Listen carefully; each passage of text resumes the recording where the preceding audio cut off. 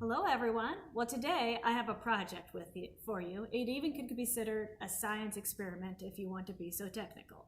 But with our science experiment, I have some book tie-ins. So our project's going to be making quicksand. Of course, it's cornstarch quicksand. So we have the project here. It's out of a Mason Jar Science, one of our nonfiction books that I really enjoy. So that's where I got the project from. Now, with book tie-ins, you can always have some kind of projects at your house and tie in a book or some type of reading assignment for your student or your kids at home. So this one's just a small chapter book that's Quicksand Question. It's a mystery, as you can see. Now this is a nonfiction. It's a Fridopedia, so it's an encyclopedia set up, and in the table of contents, it has it listed alphabetically. Now, you don't need to be a strong reader to use this book because your student or your kid could go through what area they're looking, and Quicksand's here. I've marked the page to flip to it, and they can read. It's just a page and a half and then a quick story about it. So they don't have to pick this book up and think they need to read all the way through it. Flip through and find the stories that fit what you guys are talking about. And then for younger readers, even the ones who are learning the alphabet, this is one of our alphabet books, and it's Quarterback Adventures. Now, in the story, since it's cues, you go through all the alphabet with your cues. In the story, it talks about quicksand and how he rescues the duck out of the quicksand. And so just another tie-in if you're doing alphabet, if you're wanting to read chapter books with your kids, they're a little order, or they only want nonfiction. That's what this is. So we have all kinds of book tie-ins. And if you don't know how to search that, feel free to call us, or when you come in, ask us how you can search a tie-in with some kind of project you're doing. We would love to help you with that. So let's get started. So as you can see, my cornstarch quicksand, we obviously are going to need cornstarch. The other ingredient is water. I already have some water in the cup here. I have, of course, because our book is the Mason Jar Experiments, I have a mason jar that I'm going to mix it up in. I just have a couple of spoons to mix, and then containers. Now in the book, it shows a really large container.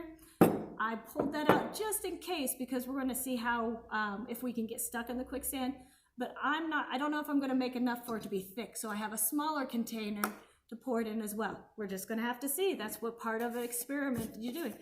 I'm going to do a cup on your mason jar. There are measuring guides on your mason jar as well. So, but if you want to use a mixing cup so that they can learn to measure, you can do that as well. But I'm going to fill it up to the cup line on my mason jar or somewhere close to that. I'm going to try to not make a giant mess. It's always plausible. And so we're putting in there. Now in the recipe, which we'll include in the link or a picture of it, it tells you the ratio to use. So in the recipe, it talks about doing 1 part water to 2 part cornstarch.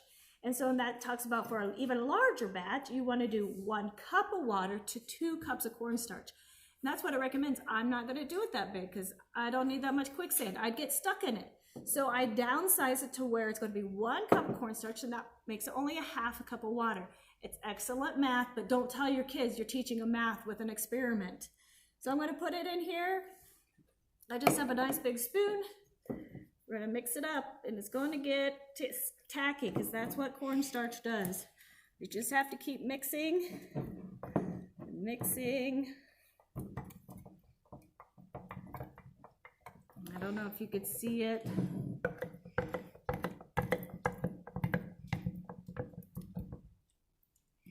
Trying to make sure it's all mixed in. You want it all dissolved.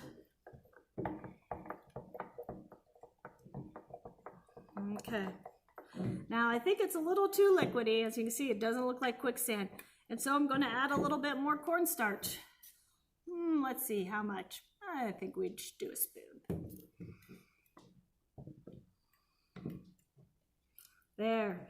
It's getting really hard to stir now. It's really thickening up. The bottom part of it is really thick. Let's see here.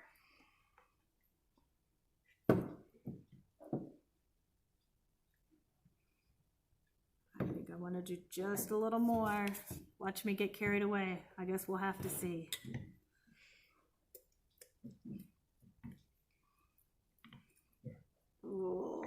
see that. All right, let's see if it's gonna work. All right. Now, of course, we're gonna pour it out into our container. Oh, there, and I think I picked the right size. Now, so with quicksand, we talked about in the books, the quicksand, it's kind of like a solid and it's kind of like a liquid, and it talks all about that in here and all that type of stuff. Now, if I nice and gently, I go in like that, I can move it around. See how I put it? But my finger's stuck, like it felt like it stuck to the bottom. So I can put it in there, and if I pull out real slow, it's sticking in there. Oh, now I can, oh, it's really sticky. So, and the West says if you have it in a bigger container, you make it thick, you want to see if you can, nice and slowly, if you can make resistance on top. Whoop! Oh, see, did you see how I got stuck to the bottom? I almost tipped the whole thing over. So there's how you make your quicksand, or a big mess, whatever one you want to make first. I hope you guys can try it. Again, we'll have the link with the book that's in it and any other projects. And if you have any questions, give us a call.